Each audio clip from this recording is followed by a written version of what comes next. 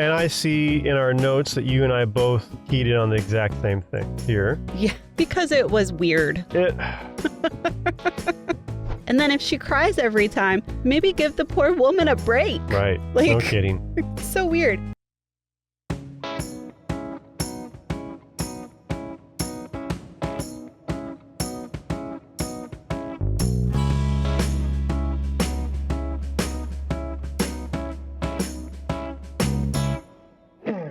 Welcome to Archaeology, Books for Fun, digging books that aren't drier than dirt. I'm your host, Tristan Harenstein, and with me as always is my co-host, Barbara Clark. Hello, everybody. How are you? And today we are doing part 3 of Finders Keepers. If you recall last episodes, we've been a little more all over the board on how we feel about this one. It'll be interesting to see where we go this time. But before we get into that, we have some comments to talk about. So first up is a comment from Archaeology Bladder. I get a sense from their comments that they are professional archaeologists. They say, the idea that professional archaeologists hoard artifacts, have you met us? We're all nerds. We're all so excited to talk about what we've been finding and learning. And yeah. I mean that's what we're doing here, Barbara and I, right? Yeah. And that's true for a lot of people. Archaeologists aren't always eager to talk to people, I would say, but we're eager to share what we've learned for sure. And I'm sure you find that in every profession. Absolutely. Our other two comments are from the Dookie Bro. So they start with asking us where to comment on YouTube or what platform do we use. And that's a great segue into how you can actually support this podcast. We are on YouTube, but we are also on Spotify, Apple Podcasts, Pocket Casts, a whole bunch of different places, and really anywhere you could leave us a comment, a review, give us a rating, whatever the case may be. That is very, very helpful to us, gives us some nice feedback. We like being able to interact with people a little bit, and we really appreciate hearing that people are enjoying the podcast. If you want to do a little more than just comment, there is also going to be a donation link in the comments. And so if you are able and willing, we would sure appreciate any support that way as well. And our second comment from the Dookie Bro, they basically listened to a number of our episodes and they liked this one in particular. We're talking about episode 34 here. They say that they've listened to a bunch of our episodes, but this one in particular they liked because it got them thinking about how archaeologists' perspective is different from their perspective and how cultures interact in things, and that different understanding is something that they've appreciated getting from our episode. And that's something, again, that's a really nice thing to hear. So yeah, we really appreciate that. So if you all enjoy an episode in particular, let us know. If you learn something or hear something, or if what we talk about sparks a thought in something you've experienced, let us know. We want to hear about these kinds of things. Even if you don't agree with us, we would love to hear from you. And also, before we jump into our book today, I went to a conference. This was the second public archaeology conference in at least North America, and it was really good. One thing in particular that stuck out to me that's kind of related to the conversations we had is I sat in on a panel that was talking about gatekeeping. And I found this very interesting because especially for this book, you hear how he presents archaeologists as like kind of this monoculture, right? Yes. And you have this perspective that, archaeologists are just, certain in everything they're doing, and these are all the problems that they have. And we've talked about how, well, some of these problems are really out of date. And this was a perfect example of that, because here is a group of archaeologists talking about, hey, is gatekeeping a good thing? When is it a good thing? When is it, I think they use the term harm prevention, because, they talked about where the lines are. And they had even representatives from a few different culture groups comment on how they viewed the gatekeeping in archaeology. And sometimes they viewed it as a good thing because it protected their heritage from people destroying it. So it was interesting, a very complicated question. And it was just a good example of how much further the discipline has come from this book. And one of the things we've talked about in previous episodes about this book is, even for this book, for when it was written, it was kind of behind the time. Yeah, I keep saying it feels like it was 10 years out of date when he wrote it in 2010. Yeah. So that's worth keeping in mind if you read these sorts of things, because, he's got some ideas that I'm enjoying reading about, but it's also a little frustrating that it doesn't represent the current state of the discipline. Right, yeah. And I Googled the author because I was just curious about his background and his education and understanding. And it looks like he's a English major, not an archaeology major. So, I mean, Well, and major props to this guy because he never claims to be an archaeologist. Right. And I think while he doesn't claim to be an archaeologist, he's still writing about it. And so at a certain level, I expect a certain amount of understanding. And sometimes I feel like we might not be getting that. He definitely seems to be lacking nuance sometimes. But going back to your gatekeeping thing too, like I'm assuming during that panel and during probably all the panels at this conference, there were archaeologists who had varying opinions and varying interests and understandings. And just like you said, in this book, we're kind of presented as like this monolithic group of people who all agree in the same thing and all are ivory tower. Yeah. And that's very much not the case. Yeah. So yeah, it was very, very good discussion. And I got quite a bit out of it. Also, I made a quick stop. This was in Washington, D.C. at the National Museum of American Indian. And I was hoping to find some Key Marco artifacts that I could show and share with folks. But unfortunately for my purpose, they weren't on display. Fortunately for the museum, it's been very impressively modernized from like the photos we saw in the Key Marco cat book. So as one would hope, but not necessarily expect. But yes, it's looking really good. So if you're ever in the area, I definitely recommend checking those out. It's not just a whole bunch of rooms of stuff anymore. All right, so moving on to chapter 9. This is just titled Salvage Archaeology. If you all aren't aware, Barbara and I both have done a fair amount of what is known as cultural resource management, and I think lumps that into salvage archaeology. We would define salvage archaeology as a little different. Yeah, that was one of my issues with this chapter.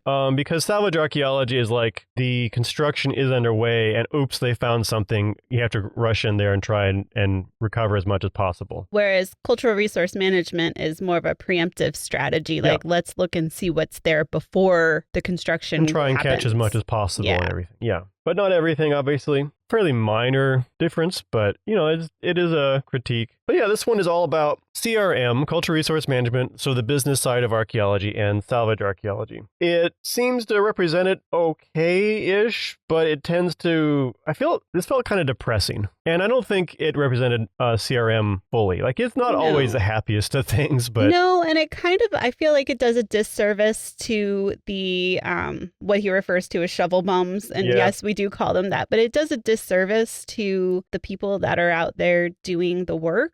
Not all of them are professional archaeologists, but most are, and most are professionals. And I feel like he kind of lumps them in with just like day laborers almost. Mm-hmm. Yeah. And, and he does say, depending on the company. Yeah, which is very true. Which is very true. Yeah. Sometimes they are day laborers. They are not treating their workers very well. Right. Sometimes they are very professional, doing good archaeology they can within the confines of doing a business as well. Yeah, and I think that's changing. It's continuing to get better. Yeah, there's been conversations. It's always been down to individual companies a lot. One thing that stuck out to me, he visits someone doing CRM work. And this person shows him a jar with cremated human remains inside and lets him hold it. And this jar is in the process of being repatriated due to NAGPRA rules. Yeah. And that seemed very, at best, ethically dubious, if not a flagrant violation of NAGPRA, actually. Honestly, like that, I feel like that probably happened, but there were some points in this chapter where I felt like if he was using a little bit of creative license, but I don't know. Yeah, it's hard to say. Yeah. Thinking about it, his stories that I enjoyed at least at the beginning of the book, I don't know how much of those are true, but even if they're just parables, they express his ideas pretty well, right? Yeah. So sometimes it's worth considering how much that matters, but sometimes it does matter, of course, too. So I don't know. I don't know. Did you pick up on that, Barbara? Do you have any thoughts on if that was a... I honestly, I don't know enough about the details of NAGPRA to know, but I would imagine, even if it's not explicitly like outlined in NAGPRA, it just seems like poor practice, especially when you're when like it's in the process. Yeah, it's human remains. Yeah. They shouldn't be just handed over to anybody, even And supervised. It could depend again on which groups you're working with, I suppose. But that's true. Generally speaking, I don't think it should be a thing just to show people, hey, look at this cool thing like that. No, that's not how it should go. Right. Yeah. He meets with a developer at one point in this chapter and talks about the developer basically had to have some archaeology done for the development he was doing. And it was weird because he felt like he had to defend him as a good guy. But I'm like, no, he's a pretty good guy. Yeah. I mean, guess what? We're going to have developments. And I know they get vilified, but it's going to happen. And that's why CRM exists. And as they state in this book, a large majority of people who graduate with archaeology degrees work in this field. So I don't know. It's I guess a necessary, I wouldn't even call it a necessary evil. It's just necessary. Right. And there are developers that are villains.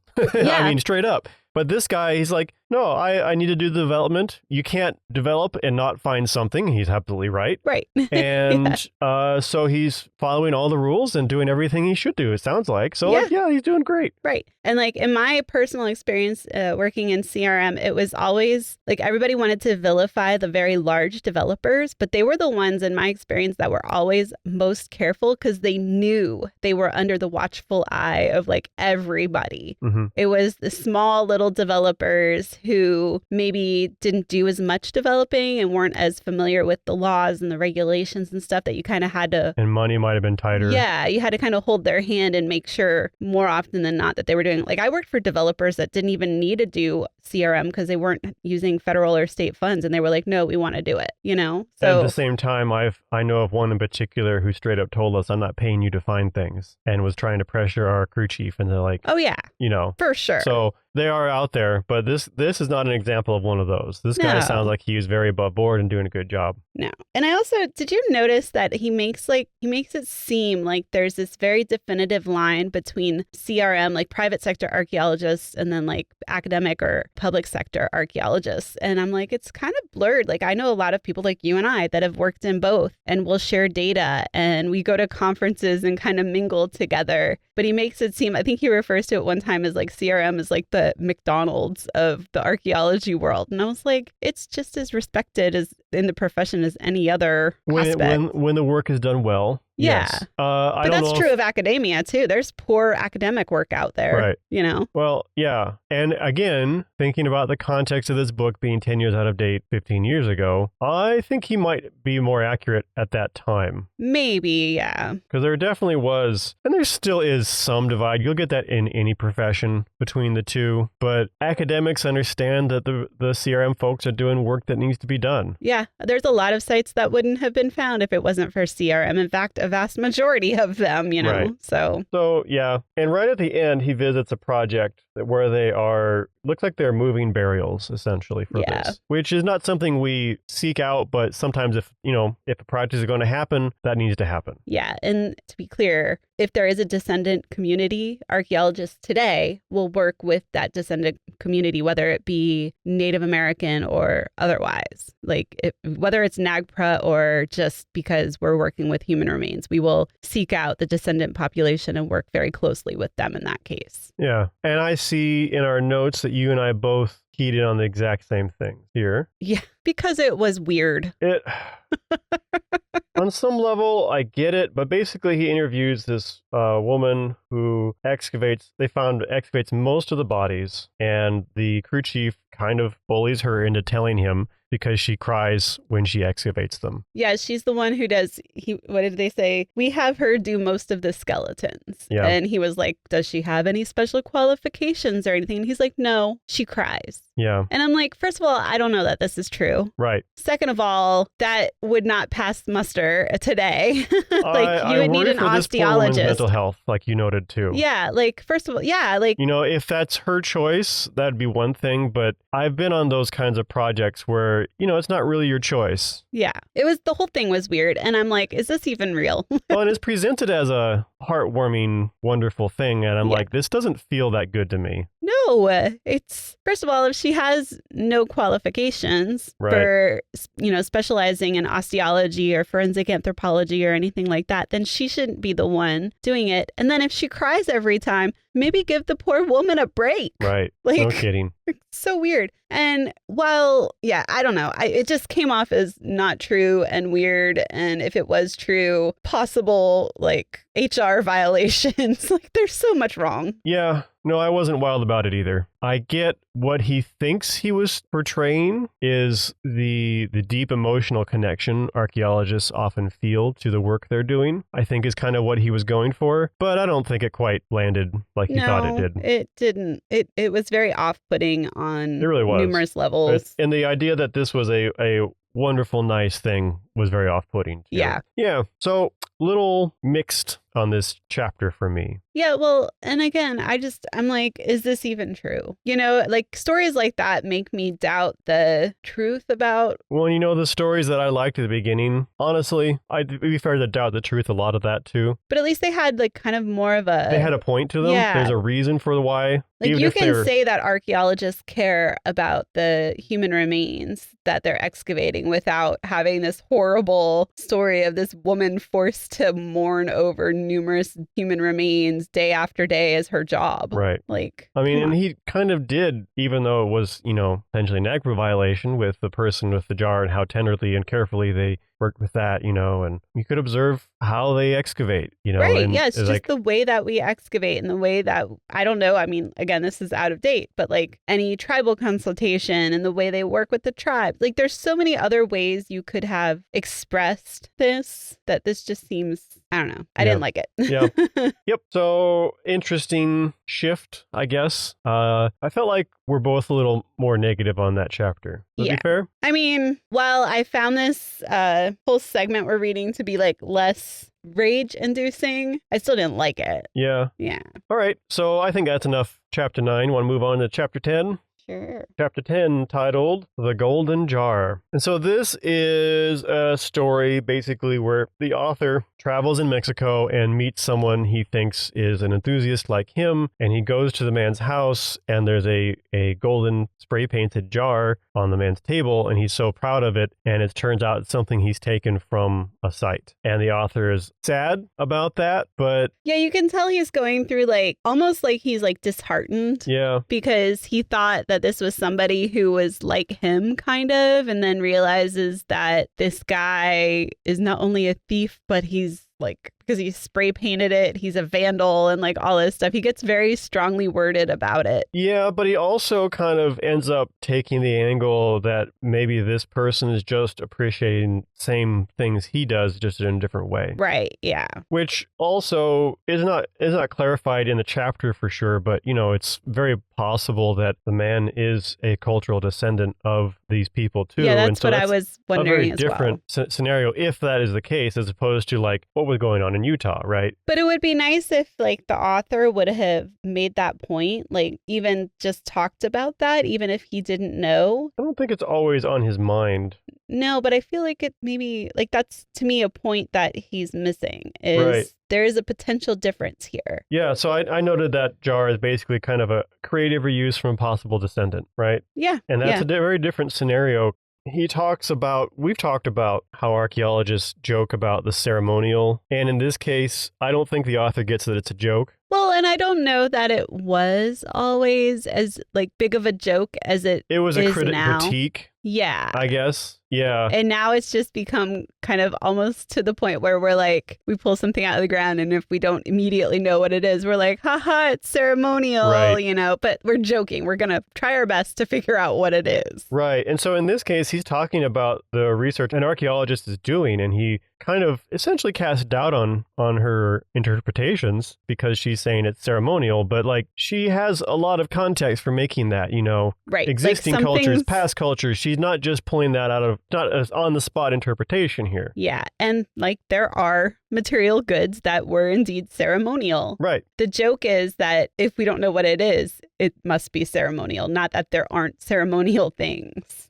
So when he's leaving this man's house, the man gives him a stone axe, an artifact, and he has this like internal dialogue about, oh my gosh, should I take it? Shouldn't I take it? Will he be offended if I don't take it? Yada, yada, yada. He ends up taking it. And then as he's driving to the border between the US and Mexico, he thinks about pulling over and leaving it on the side of the road. And then he's like, oh no, I shouldn't do that. And I'm like, well, okay, we learned something from our lessons in the past chapters. But then he goes through customs and they ask him, do you have anything illicit, illegal, any artifacts, any drugs, blah, blah, blah, all those questions they ask. And he says no. And he just scoots on through. Yep. And I'm like, okay, so we kind of learned something. Well, he just doesn't, I think he doesn't know what else to do, I think is what I'm getting from this. Right. But if you're really going to be like... I understand he was pressured to do it and didn't really want the artifact, but also you could also just say, hey, I can't take that with me because they won't let me cross the border with it. There exactly. you go. Problem solved. There was your answer. That's right. what I was thinking is like, that was your answer because we all know if we've done any traveling,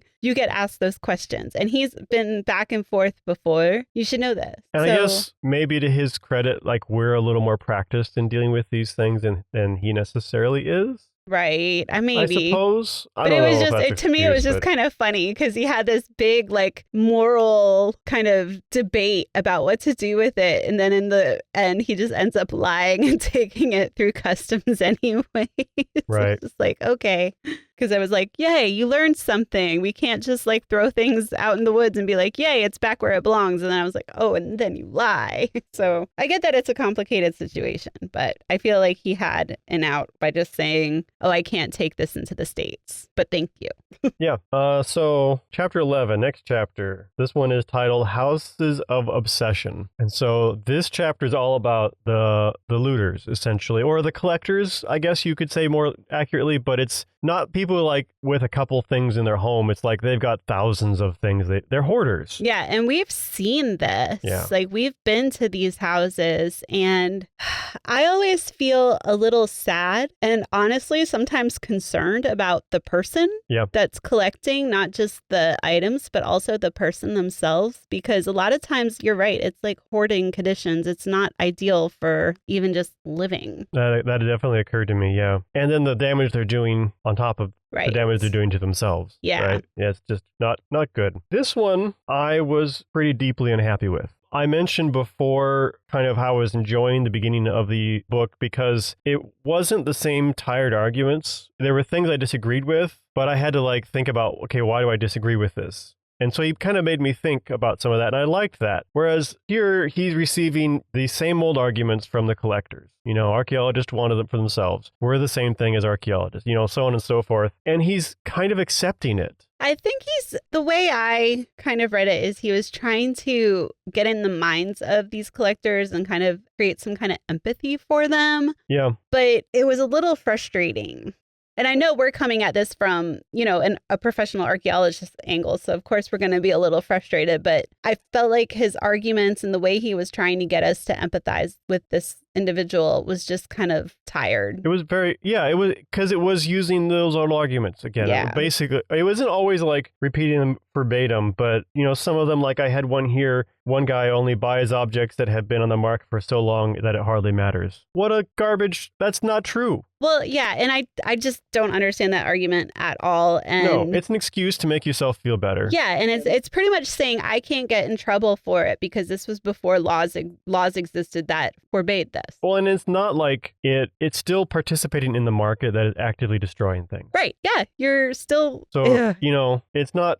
I don't buy it. See, that's what I mean, kind of as far as tired excuses. I haven't heard that exact one before, but it rhymes with the things we've heard before, and I just don't have much patience for it. Well, another thing that hit me is I guess this man was in his 80s. His son was in like his 50s, I believe. And his son at the beginning you kind of got the impression that he was against this and he didn't really understand it. And I think it was mentioned he was kind of like, I'm going to have to deal with this stuff when he passes. And I guess he's trying to get his father to kind of maybe sell some of this stuff. But he didn't want him to sell some things he did sell, apparently. Yeah, and then he was like, also, you could have gotten more for them. The author said that. Yes, that's right. The author said that, which that I was made me like, so what? Mad. Which is that's one thing I was like, oh, he definitely is not an archaeologist. This was before I Googled him to see. Right. Because if any of us would have done that and then put it in writing, holy smokes, we would have gotten in so much trouble. He calls them out sometimes. Like, one guy is very adamant that when he dies, he's not going to donate to museums. He wants it collection all to stay together. He doesn't want it piecemealed. And I'm quoting the author here. One has to wonder what was piecemealed to get these artifacts together in the first place. Like, the way he presented his experiences on these sites and the damage being done to them and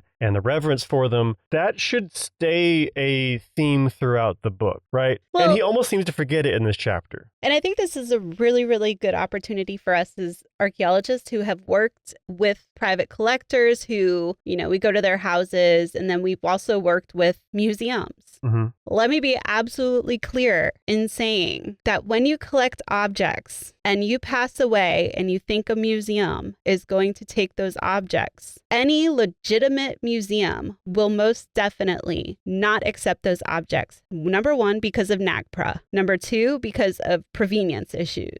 And also, they don't have the space for things they can't use. They do not have the space for things that do not fit their mission. Right. So please keep that in mind as you look at if you do have a collection or whatever the case may be. That is not going to happen. Like, point blank. Yeah. That's not the solution. And honestly, your children probably don't want that stuff either. Nope. And FPAN most definitely does not. So please do not leave it at our doorstep. No, we definitely do not. Once again, though, kind of throughout this chapter, it feels like he keeps forgetting that he's already established that archaeologists aren't doing this work for themselves. Because he keeps having little lines or things that just seem to conflate archaeologists with, well, it's the same moral level as people who loot and collect. Like, no, you've already established that it's not. Quit forgetting that it's not, please. It really drives me up the wall in this book. And it's more and more prevalent, or I'm noticing it more and more as we go through it too. Like, I noticed a little bit at first, and now it's like, okay, wait a minute. And wasn't there a collector in this chapter that said, I have the quote here, archaeologists are but Johnny-come-latelys with an attitude that only they have a right to collect and interpret the past. And see, that's, again, a tired argument, right? Yeah. And also, how do collectors interpret the past? Well, one of these guys has collected so much that he's got interpretations for what he thinks. But I'm like, your interpretation is garbage because it's based on what you feel, not based on actual information. Right. Yeah. It's like the people that come to us with an object and they're like, I think this was used as this because it feels this way in my hand. Well, and you've interpreted these Native American artifacts in this way. Have you talked to Native American groups and heard how they interpret and what their worldviews are now? Because archaeologists are doing those things. Right. Yeah. Like that is what some of these interpretations are based off of. You haven't done these things. I guarantee you. Very, yeah. I mean, they wouldn't talk to Native Americans or descendants because they've essentially stolen from them. Well, they're going to get answers they don't want to hear, I think. That too. But again, it's all about the things too, right? Yep, most definitely. Yeah, he keeps agreeing with him, and it really got on my nerves. Well, I think one of my biggest issues with this book is he will make a statement and I'm like, oh yes, I agree with that. But then he kind of gets wishy-washy about it. There's never really it's like pick a side, pick a lane. Yeah. And it's okay to these are what these people are presenting me. But then it's also important to take a step back and apply what you've already established in your book to what they're saying and how they cannot coexist. Yeah. Yeah, unfortunate. And I don't need to go on. We've kind of covered the overall points. But this one, once again, had a lot more that I was unhappy with than what I was happy with. And unlike previous ones, there wasn't much for me to think about. Well, and I think the reason this whole segment didn't bother me as much is because these are all the tired arguments I've heard before. I've heard so many times that it's just oh, this is just another one of those guys almost. Yeah. I like it less because of that, personally. I guess maybe I'm just jaded and I just I'm hearing this again. Great.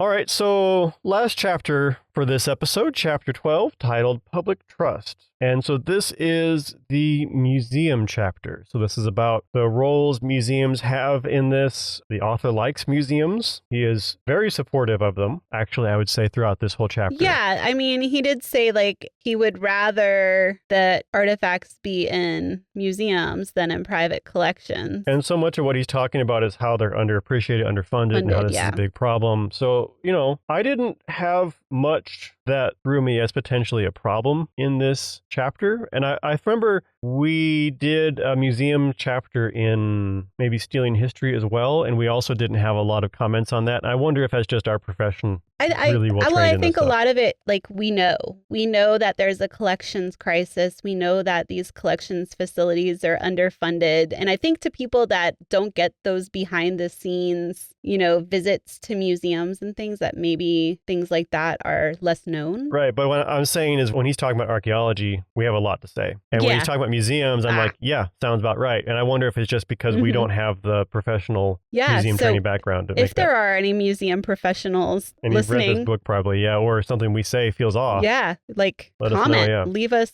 a comment. Let us know. We'd love to hear from you. We did talk about deaccessioning here. He makes it sound, I feel like, quite different than the reality. Yeah. He makes it sound like they're melting down gold coins and stuff. And I don't think that's usually what they're doing. I've gotten deaccessioned. I mean, granted, they were replicas, but a museum here was deaccessioning some replicas they had made for exhibits. And they were like, hey, do you as a public educator want these for any reason? And I was like, sure thing. I will take those, Right. So they usually try and find, I feel like. Well, and most of what they're deaccessioning are things like, hey, do we actually need these 80 boxes of nothing but brick from this one site? Yeah. No, we don't need all of that brick. We can actually take a small samples. Sample. Like, this is kind of an old problem I see in archaeology is, like, we need to, be a little more statistically minded because there's no real reason to have all of that stuff. Yeah. Well, even, I know now, pull tops from soda cans are historic, technically. Right. And a lot of times those in the past have gotten all collected. And it's like, do we need 50 million pull tops from an archaeological site? Pick a couple, take some photos. We know they were there. Well, and you can use statistics to figure out how many you need to collect to have a representative sample. Right. Yeah. And then you're done. So yeah, I don't think there's a lot of coins and pots being chucked by these places. It's going to be things that don't have a lot of analytical utility. What else? Do you have anything else you want to talk about in this one? Well, one thing I wanted to point out, and I think he does make mention of it, is the difference, because he talks about how in the last chapter, some private collectors thought of their homes as museums, right? But they're not museums. No. A museum is a place where anybody can go, and either you pay a fee to enter or you go in for free. They have regular hours. Anybody's welcome. They're holding these objects essentially in public trust, right? For people to see. Now, these private collections, that is not the case, right? They might say, oh, we have people come and visit us, but it's your private home. You have to invite them there. It's not, Even if they have a private museum, it's not the same. And then you walk in and it's the cabinet of curiosity, right? Right. Whereas museums these days are not showing as many things because they want to talk about the things and what they meant to the culture. Right. They're using the things to tell a story, to tell a narrative about, people of the past or whatever the case may be. It's not just this thing came from this time period, the end. Well, and for collectors, it's like, look at what I've got. That's what it's really kind of about. He notes in the collecting episode that some of this behavior could be forget the phrasing, but immortality seeking, essentially. Yeah. So something that'll last beyond. And he also notes in that same chapter, again, this is why I'm conflicted so often, but it's not going to. Right. These collectors, they'll die and then it'll get split up or thrown in the garbage and it's done. I know for a fact that there have been collections that have been thrown in dumpsters. And, But in this chapter, he's looking at photos of old excavators excavating this site, and he notes that none of these people are alive today. But they're in a museum. Talk about a legacy, right? Right, Talking about yes. leaving a trace. So I thought that was interesting juxtaposition, and I wish he'd hit on that a little more. Yeah, hammer it in a little harder. I don't know if I'm not even confident that he recognized that contrast. And the difference between a private collection and a museum is when the current curator of the museum moves on, there will be another curator. Those collections will still exist, and they will still exist as they have. And I don't think you can say that with private collections. No. I also thought it was interesting how he talked about funding issues and how there are museums that are well funded and they have beautiful collection facilities, and then there's a lot that aren't. And I think even those were under threat. Yeah. From various purposes. Right, yeah. It was funny that this came up because on LinkedIn, one of our colleagues, he visited a Smithsonian museum in DC, and he was like, wow, it's amazing that these museums are funded. And they asked him when he was checking out at the gift shop if he wanted to donate some for the museum. And he was like, most definitely. It's so cool that these are free. Yeah. You know, and I made the comment, man, if everybody would just donate a couple bucks, if they had it, to these museums, could make a world of difference, you know? Yep. And it'll also make a world of difference to us. Yes. But if you can't, like, subscribe, leave a comment, right? So, because those things make a world of difference to us too. So, yeah. And I think this is also an argument for visiting museums. Mm-hmm. A lot of them keep tabs on how many visitors they get, and then they use that information for grants. So yeah, visit your little local museums and visit big museums as well. Right. He ends this chapter with kind of what I felt was some confusing ending notes about who's responsible for tearing apart the story. Because he's, again, applying his lamentations about the site being destroyed to become a museum exhibit, which in this case, it was, excavated to be excavated. Mm-hmm. It wasn't under threat as far as I understand it. But he didn't apply these arguments to the previous chapter, which they have absolutely told apart the story, and the museums are doing the best with what they've got to try and tell us a story. Right. At least there is a story being told. Right. And he ends with, there is a rule we are taught from an early age, put things back where they came from. There is no need for us to rush to do this. We have nothing but time. I don't know what he's trying to say here, because I was very confused. I actually noted that as well. I highlighted it. I was like, I don't. We had a chapter on salvage archaeology where, like, there is a building there now. There's no place to put it back to. Like, why are we pretending now all of a sudden that all archaeology is voluntarily done and we didn't have to dig it? And there is no need for us to rush to do this. In the case of salvage archaeology, there is. Or to put it back, in the case of NAGPRA, there is, right? We need to get on top of that and get that fixed. So I didn't understand this either. And it was a weird way to end this chapter too. We had a couple of those too. Yeah. We're like, what is he trying to do here? Yeah. But again, I think it goes back to, like, I feel like his messaging is so mixed. And I feel like maybe it's like, I'm trying to figure out, is he just like pontificating and this is like his internal dialogue trying to figure it out for himself? But it's unclear. I don't know I wish I knew where he stood a little more. Well, I think I don't know. Like, part of the reason I liked the beginning of the chapter is because he wasn't like, hey, naughty, this is the way it should work, or, whatever. He was like conflicted about some of this. And I thought he did a pretty good job of like expressing his journey on that. But then sometimes he comes to these other things that are in direct conflict with what he was talking about, his positions there, or his journey, or his seeking the answers. And he kind of forgets that he did those chapters. And then he goes back to museums and then suddenly kind of remembers that he did those chapters. Yeah. And starts applying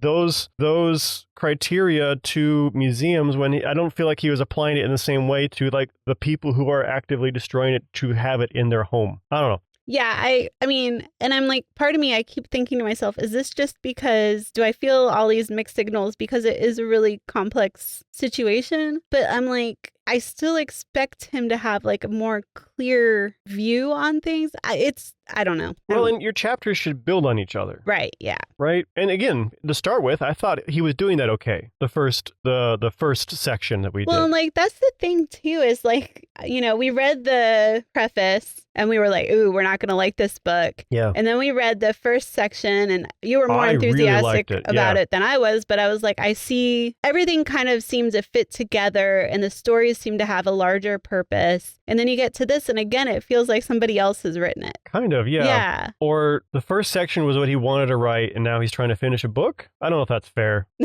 I mean, possibly. Because we've also done collectors kind of twice now in 2 different chapters, haven't we? Yeah, but I mean, I feel like this it was a different branch of collectors. Yeah, Sorry, go ahead. yeah. But also, I guess I can see why collectors came before museums. I mean, it's Finders Keepers is the name of the book. I could get that you're contrasting the two, but he didn't contrast them as effectively as I wanted them to, basically. No. Like this one, he could have tied in, like compared what he's seen in museums directly to what he was seeing in those people's homes. And he didn't do that. Anyway, if you all can't tell at home or wherever you're listening to us today, I am not as enthused about this section. I'm kind of like, this isn't the best book I've read, but this isn't the worst book I've read. It's not the worst. Well, I'm kind of like, it's getting there. Like, I don't know that, like, if I had a family member be like, oh, Barbara, what book can I read that kind of tells me what you do for a living? This most definitely would not be that book. Right. I was thinking, would I recommend this book to another archaeologist? Possibly, because there's some interesting ideas and exploration in that first part. Maybe I just tell them to read that first section. Would I recommend it to someone who is not a professional archaeologist? Absolutely not. Well, it's pretty funny because I was looking up some reviews for this book, and I reviewed I looked up reviews by archaeologists of this book, and archaeologists all poorly rate it, but then non-professionals all were like, this is amazing. This is such a good book. And so I was like, wow, okay, it's there's a little like, we saw the same thing with Lost City of the Monkey God. Yeah. Although I am more sympathetic to this author than I was to that author. Oh, 100%.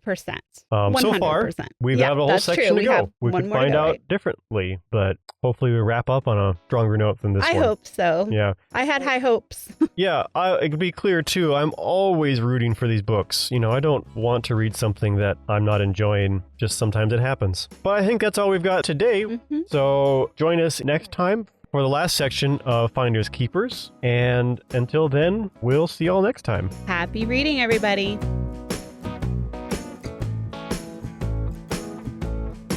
Archaeology Books for Fun is brought to you by the Florida Public Archaeology Network, a program of the University of West Florida.